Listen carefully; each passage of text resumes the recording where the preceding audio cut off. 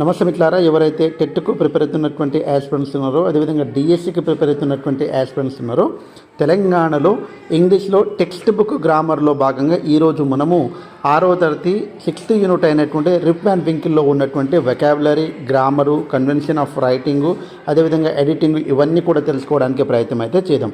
చాలామంది చూస్తున్నారు కానీ లైక్ ఇవ్వడం లేదు. మీకోసం నేను ఇంత కష్టపడి వీడియోస్ చేస్తున్నందుకు తప్పకుండా మీ నుంచి నేను ఆశించేది లైక్ మాత్రమే. చాలామందికి రీచ్ కావాలి కాబట్టి తప్పకుండా లైక్ చేస్తే మనస్ఫూర్తిగా కోరుకుంటూ, లెజెండ్ ఎప్పుడు కూడా లైక్ చేయకుండా చూడరు కాబట్టి తప్పకుండా లైక్ చేస్తే మనస్ఫూర్తిగా కోరుకుంటూ వీడియోలోకి వెళ్ళిపోదాం. మెయిన్గా వొకాబులరీ చూసినట్లయితే ఇక్కడ చూడండి, వొకాబులరీ అండి. Circle the correct meaning of the word as used in the story shown in bold print. Okay, ఇక్కడ అడల్డ్ అంటే పనికి రానిది అని అర్థం అండి. కాన్స్టెంట్ అనేటువంటిది కాన్స్టెంట్గా ఉండడం అంటే కొనసాగించడం అన్నట్టు. కంపానియన్ అంటే పార్ట్నర్గా ఉండడం అన్నట్టు. అదేవిధంగా రియలైజ్ అంటే అర్థం చేసుకోవడము. డిసెండ్ అంటే క్రిందికి వెళ్ళడము. బ్యారెల్ అంటే కామన్గా బ్యారెల్ అంటే మనకు చెక్కతో తయారు చేసినటువంటిది. కాంటెంట్స్ అంటే ఇంగ్రీడియంట్స్, ఇవన్నీ కూడా మనకు తెలుసు. అయితే అడల్ట్ అంటే పనికి రానటువంటిది అని అర్థము. దీనికి వేస్టెడ్, రెస్టెడ్, అడ్మైడ్ కాబట్టి ఆన్సర్ ఏమవుతుంది? వేస్టెడ్ అనేటువంటిది. కాన్స్టెంట్ అంటే కంటిన్యూయస్లీ కొనసాగించడం అనేటువంటిది ఆన్సర్ కాబట్టి సర్కిల్ చేస్తున్నాం. కంపానియన్ అనేటువంటిది ఏంటంటే డాగ్ కాదు, స్ట్రేంజర్ కాదు, పార్ట్నర్ కాబట్టి ఆన్సర్ ఇది. తర్వాత రియలైజ్ అంటే అర్థం చేసుకోవడము కాబట్టి answer understand. Okay, descend not to send కాదు, be descend. To move down కాబట్టి డిసెండింగ్ ఆర్డర్, అసెండింగ్ ఆర్డర్ చెప్తున్నాం మనము కాబట్టి టు మూవ్ డౌన్ అనేటువంటిది ఆన్సర్ అవుతుంది. బ్యారెల్ అనేటువంటిది చెక్కతో కూడినటువంటిది అంటాం మనం కాబట్టి ఏ వుడెన్ కంటైనర్ అనేటువంటిది ఆన్సర్. నెక్స్ట్ కాంటెంట్స్ అంటే బీ హ్యాపీ కాదు, ద ఇంగ్రీడియంట్స్ అనేటువంటిది కావచ్చు, the index of the book కాదు కాబట్టి ద ఇంగ్రీడియంట్స్ అనేటువంటిది ఆన్సర్. అంటే వొకాబులరీలో ఈ పదాలకు సేమ్ మీనింగ్ ఉండేటువంటిది మనకు సర్కిల్ చేయమన్నాడు కాబట్టి ఈజీగా ఆన్సర్స్ అయితే చేయొచ్చు. కాబట్టి ఈ రకంగా ఇవి సినానిమ్ అనేటువంటిది అడగొచ్చు ఎగ్జామ్లో, వీటిని లేకుంటే సేమ్ మీనింగ్ అని కూడా అడగొచ్చండి. కాబట్టి చాలా జాగ్రత్త వీటిని చూసుకోవడానికి ప్రయత్నం అయితే చేయండి. Next match the words in the box with their meaning, right the words in the blanks, you may take the help of dictionary కాబట్టి ఇక్కడ డిక్షనరీ తీసుకుని దానికి హెల్ప్ తీసుకుని ఇక్కడ రాయండి అని చెప్తూ ఉన్నాడు. Near the lower part of the mountain, lower part of the మౌంటైన్కి ఏమని చెప్తారు? ఫుట్ హిల్స్ అని చెప్తారండి ఈజీగా. విత్ గ్రే హెయిర్ ఉన్నటువంటి దానికి గ్రే హెయిర్ అంటే grizzled. Okay, next to rub gently అనేటువంటిది stroked. To be very surprised చాలా ఈజీ, ఆస్టనాయిడ్. ఇది 4వది ఆస్టనాయిడ్ అండి. తర్వాత నోన్ టు యూ అనేటువంటిది కామన్గా మనందరికీ తెలుసండి. నోన్ టు యూ ఫెమిలియర్ అనేటువంటిది ఆన్సర్ అవుతుంది. ఫెమిలియర్. ఓకే, ఈ పదాలకు సేమ్ మీనింగ్స్ అనేటువంటిది ఎగ్జామ్లో సినానిము అనేటువంటిది అడుగుతూ ఉంటాడండి. Next sometimes we join 2 words to make the describing word. Okay, for example Rip and Winkle, good natured man అంటే 2 పదాలను కలిపి మనం వాటిని వర్ణించడానికి ఉపయోగపడేటువంటి పదాలు కొన్ని ఉంటాయండి. కాబట్టి వాటిని here are some more describing words. Describing words అంటే అడ్జెక్టివ్ అని అర్థం అండి, చాలా జాగ్రత్తగా. Use them to complete the given paragraph కాబట్టి పారాగ్రాఫ్లో ఎక్కడ సెట్ అవుతుందో దాంట్లో అవన్నీ కూడా మనం ఫిలప్ చేయండి అని అడుగుతూ ఉన్నాడు. కాబట్టి ఒకసారి చూద్దాము. Das has a Das job in a cloth shop. Okay, కాబట్టి join in a cloth shop. ఇక్కడ చూడండి, long sleeved, high heeled, open mounted, sweet looking, well dressed, old looking, part time. ఇక్కడ జాబ్ అన్నాడు కాబట్టి పార్ట్ టైం అనేటువంటిది సూటబుల్ అవుతుంది కాబట్టి ఇది అయిపోయింది. ఎస్టర్డే యాన్ అడిగింది కాబట్టి ఇక్కడ మనం చాలా జాగ్రత్తగా గమనించాలి. ఆ అన్నాడు ఇక్కడ కాబట్టి యాన్ వస్తుంది కాబట్టి ఆడ్ లుకింగ్ అనేటువంటిది ఆన్సర్ అవుతుంది. Women walked in to the shop, she was wearing high heeled shoes కాబట్టి హై హీల్డ్ ఎత్తుగా ఉండేటువంటిది కాబట్టి హై హీల్డ్ అనేటువంటిది answer. Shoes a dash dog అన్నాడు కాబట్టి sweet looking dog. Dog. Was with her.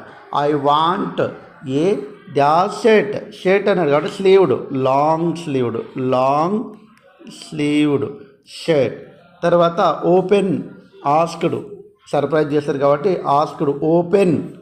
Open mouthed, ఇక్కడ open mouthed. Next I want him to be dash for my next party. Well dressed next party, well dressed for my next party అనేటువంటిది ఇక్కడ రాశామండి. కాబట్టి చాలా జాగ్రత్తగా గమనించండి. ఇవన్నీ కూడా చాలా ఇంపార్టెంట్ అండి. ఒక్కసారి వీటికి మీనింగ్ తెలిస్తే ఈజీగా మనం అయితే ఆన్సర్ చేయొచ్చు. కాబట్టి ఒకసారి ఇక్కడ గ్రామర్ అనేటువంటిది ఇంకా important. Active voice, passive voice very very important. ఒకసారి జాగ్రత్తగా గమనించండి. యాక్టివ్ వాయిస్, ప్యాసివ్ వాయిస్ చేసేటప్పుడు మనకు రూల్స్ అండ్ రెగ్యులేషన్స్ అనేటువంటిది తెలుసండి. కాబట్టి ఆ 5 రూల్స్ చాలా ఇంపార్టెంట్. యాక్టివ్ వాయిస్, ప్యాసివ్ వాయిస్గా మారేటప్పుడు మనకు అన్ని రూల్స్ తెలుసండి. ఓకే, ఇవన్నీ కూడా జాగ్రత్త. ఫస్ట్ చూడండి, everyone in the village liked Rip Van Winkle. Everyone in the village subject, liked subject, తర్వాత Rip Van Winkle object. Subject, verb, object అనేటువంటిది ఉంది. ఆబ్జెక్టును సబ్జెక్ట్గా మార్చిండు రిప్ వ్యాన్ వింకిల్. తర్వాత V2 సబ్జెక్టు ప్లస్ V2 అంటే సింపుల్ పాస్ట్ టెన్స్ ఉంటే అది వాస్ వర్ అనేటువంటి దానికి ఉపయోగించుకుంటుంది. కాబట్టి రిప్ వ్యాన్ వింకిల్ అనేటువంటిది ఇక్కడ సింగులర్ కాబట్టి వాస్ని ఉపయోగించుకున్నది. తర్వాత V3 అనేటువంటిది ఉండాలి. తర్వాత బై అనే ప్రిపోజిషన్ని చేర్చాలి. తర్వాత ఎవ్రీవన్ ఇన్ ద విలేజ్. కాబట్టి సబ్జెక్టు, ఆబ్జెక్ట్ అనేటువంటిది సబ్జెక్టుగా మారుతుంది. తర్వాత helping verb, suitable helping verb ఉంటుంది. థర్డ్ వన్ హెల్పింగ్ వర్బ్తో పాటు V3గా మారుతుంది. తర్వాత మెయిన్ వర్బ్, తర్వాత బై అనే ప్రిపోజిషన్ చేస్తాము. తర్వాత సబ్జెక్టు ఆబ్జెక్టుగా మారుతుంది. ఈ 5 రూల్స్ అండి. కాబట్టి ఈ 5 రూల్స్ అనేటువంటిది చాలా చాలా ఇంపార్టెంట్. అంటే ఇక్కడ ఉన్నటువంటి ఆబ్జెక్టు ఇక్కడ ఫస్ట్ వన్లో సబ్జెక్టుగా మారింది, అంటే రిప్ వ్యాన్ వింకిల్గా మారింది, అయిపోయింది. హెల్పింగ్ వర్బ్ వాజ్ అనేటువంటిది సూటబుల్ చేశాము. V3 లైక్డ్ అనే V3ని పెట్టాము. తర్వాత బై అనే ప్రిపోజిషన్ను రాశాము. తర్వాత ఆబ్జెక్టు సబ్జెక్టుగా అనేటువంటిది ఇక్కడ సబ్జెక్టు ఎవ్రీవన్ అనేటువంటిది ఆబ్జెక్టుగా మారింది కాబట్టి ఆబ్జెక్టుగా మారింది. కాబట్టి ఈ రకంగా యాక్టివ్ వాయిస్, ప్యాసివ్ వాయిస్ అనేటువంటిది ఇక్కడ అన్నీ కూడా మనకు ఎక్స్ప్లెనేషన్ ఇచ్చాడండి. కాబట్టి చాలా జాగ్రత్తగా గమనించండి. Next note, the tense of the verb does not change when transform a sentence in active voice into passive voice. Observe the above examples and ones given below. Okay, ఒక్కసారి చూడండి, ఇక్కడ మనకు కొన్ని ఎగ్జాంపుల్స్ ఇచ్చారండి. John paints pictures. ఇక్కడ చూడండి, subject, verb, object. ఈ object అనేటువంటిది సబ్జెక్ట్ స్థానంలో వచ్చింది కాబట్టి ప్యాట్రియార్స్ అనేటువంటిది వచ్చింది. తర్వాత helping verb, simple present tense ఉంటే అది ప్రజెంట్ కంటిన్యూస్ యొక్క హెల్పింగ్ వర్బ్. ప్యాట్రియార్స్ అనేటువంటిది ప్లూరల్ కాబట్టి ఆర్ను ఉపయోగించుకున్నది. తర్వాత V3 మూడోది కాబట్టి V3 అనేటువంటిది పెయింట్ అనేటువంటిది పెయింటెడ్గా మారింది. బై అనేటువంటిది నాలుగోది చేర్చాలి కాబట్టి బై అనేటువంటిది చేర్చాము. తర్వాత ఇది సబ్జెక్ట్ అనేటువంటిది ఆబ్జెక్ట్ మారుతుంది కాబట్టి జాన్ అనేటువంటిది రాశాము. చాలా ఈజీ అండి, కాబట్టి చాలా జాగ్రత్తగా గమనించండి.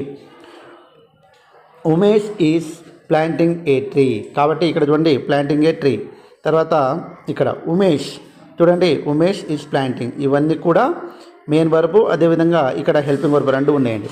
కాబట్టి ఏ ట్రీ, తర్వాత ఈజ్కు ఈజ్ రాస్తాము. కంటిన్యూస్ టెన్స్ లేవు వచ్చినా కానీ అవి బీయింగ్ అనేటువంటిది ఎక్స్ట్రా తీసుకుంటే కాబట్టి a tree is being planted V3 by. తర్వాత ఉమేష్ అనేటువంటిది ఇక్కడ ఆబ్జెక్ట్ స్థానంలో వస్తుంది. కాబట్టి చాలా జాగ్రత్తగా గమనించాలి. కాబట్టి 1-2 సార్లు యాక్టివ్ వాయిస్, ప్యాసివ్ వాయిస్ చాలా ఈజీ అండి ఐడెంటిఫై చేయడం. ఓకే, తర్వాత note, if A verb has 2 objects any one of the 2 objects may become the subject in the passive. కాబట్టి ఐ థాట్ రవి ఇంగ్లీష్. ఇక్కడ ఐ అనేటువంటిది సబ్జెక్టు, తర్వాత వర్బు, ఆబ్జెక్ట్ 1, ఆబ్జెక్ట్ 2. ఇక్కడ object 1 ఇది, ఆబ్జెక్ట్ 2 ఇది, రెండింటితోటి రాయవచ్చండి. కాబట్టి ఇక్కడ ఆబ్జెక్ట్ 2 తోటి రాసేటప్పుడు 2 అనేటువంటి దాంతో మిగతా వాక్యం మనము ఏం చేయాలంటే యాడ్ చేయాలి. ఇంకా ఆబ్జెక్ట్ను సబ్జెక్ట్గా మారుతున్నాం ఇంగ్లీషు. తర్వాత ఇక్కడ టాట్ అనేటువంటిది ఏమొచ్చిందంటే సింపుల్ పాస్ట్ టెన్స్ కాబట్టి వాస్ అనేటువంటిది వచ్చింది, ఇంగ్లీష్ సింగులర్ కాబట్టి was.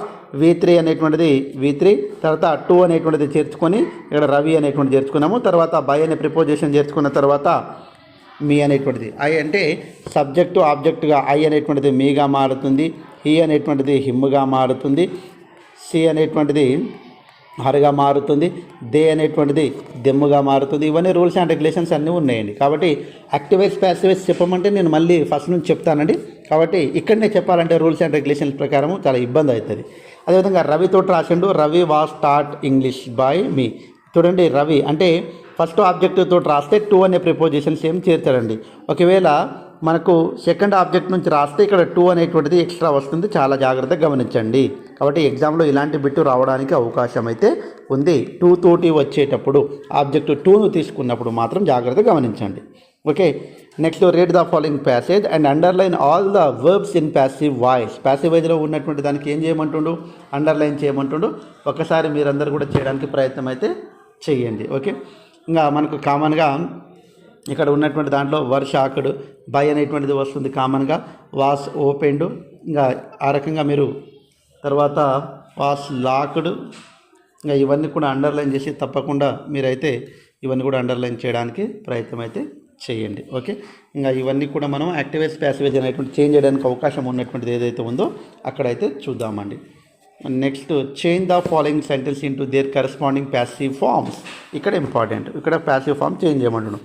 Rip and Winkle subject, helped V3 అంటే V2, కాబట్టి the short man subject, verb, object.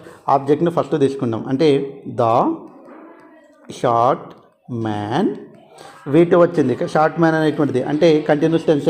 Short man was, తర్వాత V3 హెల్ప్డ్, తర్వాత ఏం చేస్తాము, బై అనే ప్రిపోజిషన్ చేస్తాము.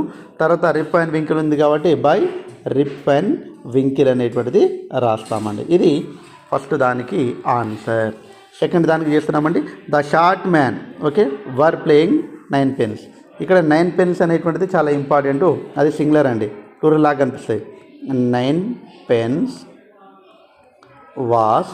ఇక్కడ చూడండి, ఇక్కడ వర్ వాడిండు అంటే ఇక్కడ కంటిన్యూస్ టెన్స్ వచ్చింది కాబట్టి వాస్ బీయింగ్ అనేటువంటిది రాసి అక్కడ ప్లేయింగ్ అనేటువంటిది ప్లేయిడ్గా మారుతుంది.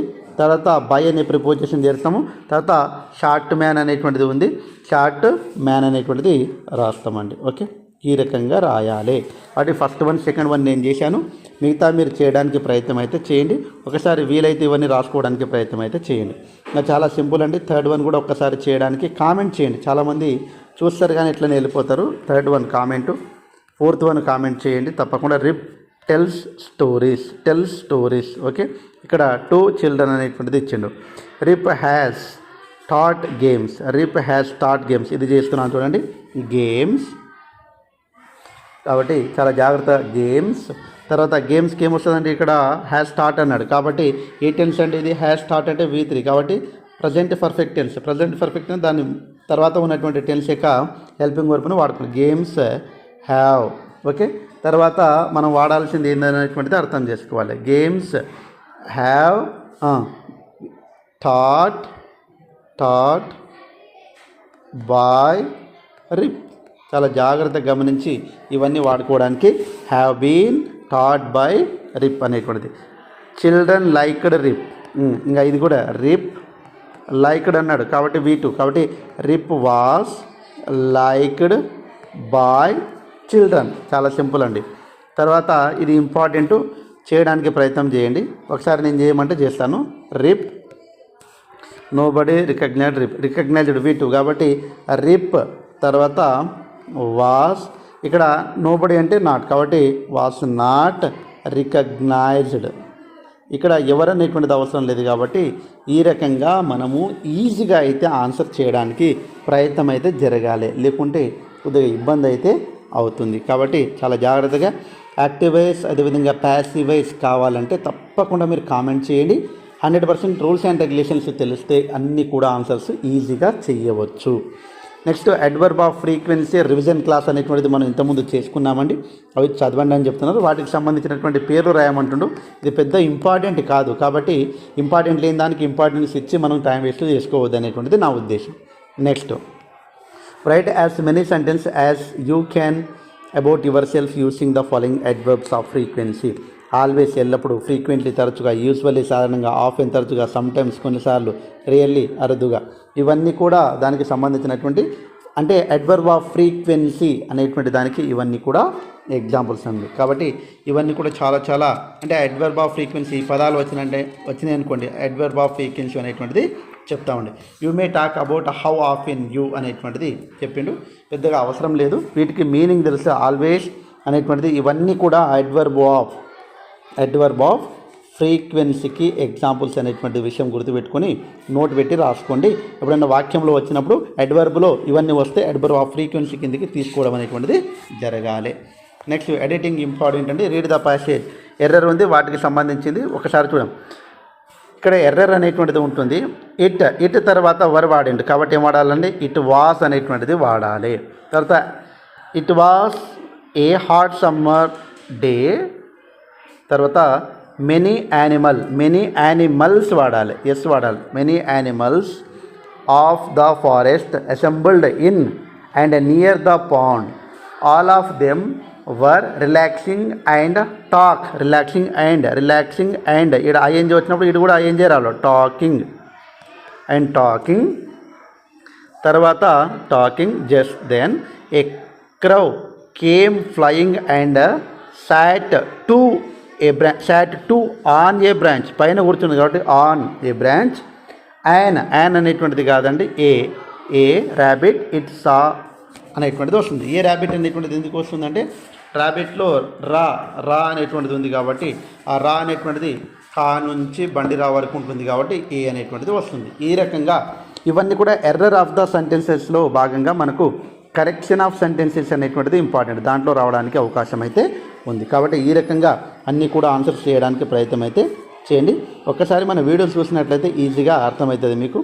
నెక్స్ట్ మనము ఇవన్నీ కూడా మనకు 6th యూనిట్లో ఉన్నటువంటి వొకాబులరీ గ్రామర్. సో ఏది ఏమైనా తప్పకుండా మీ నుంచి నేను ఆశించేది ఒక లైక్ మాత్రమే, కాబట్టి తప్పకుండా లైక్ చేయండి.